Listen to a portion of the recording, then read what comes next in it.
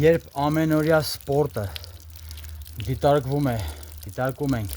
որպես հզոր զենք, հենց յոգայի արվեստը, որը ի սկզբանե է եղել վեդայական մշակույթ է, որը բոլոր քաղաքակրթությունների սկզբնաղբյուրն է եղել։ Տեսեք, հենց յոգայի մեջ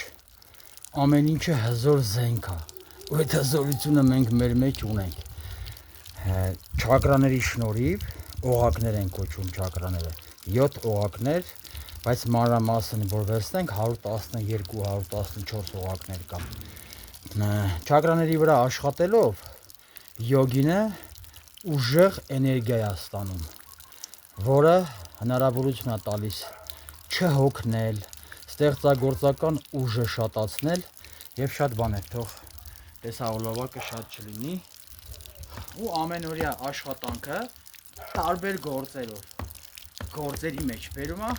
փոքր հաջողություններ, իսկ փոքր հաջողությունները ամեն օր կարանք նաև մեծ հաջողություններ ունենանք։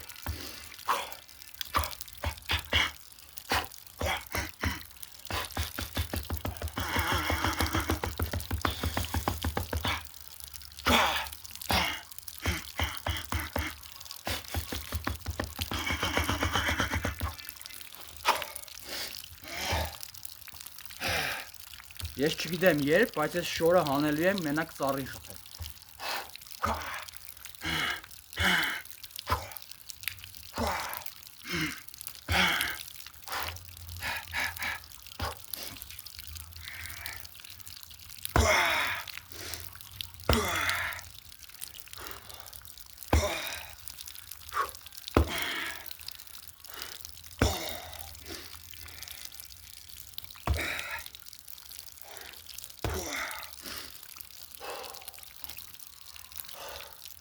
Տեսեք, յոգայի իմաստը, ասանաների իմաստը, մարմնի հարմար դիրքեր են կոչվում։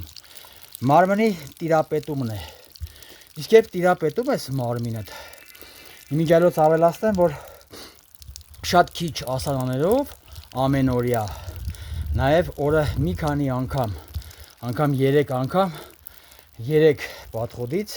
այսինքն առավոտ, կեսօրին, երեկոյան, եթե ամեն օր ասանաներ ես անում, ընդհանուր յոգա, շատ է ուժեղանում համակարգը, ոչ թե միայն մարմինը։ Մի խոսքով, խոսալու բան շատ կա, երբ որ մեր խումբը պատրաստ կլինի, ավելի շատ կմանրանանք առայժմ։ Իսկ եթե ցանկացողներ կան բացօթյա ժայռերում, թե այգում պարապելու համար, խնդրեմ, կապ պահեք։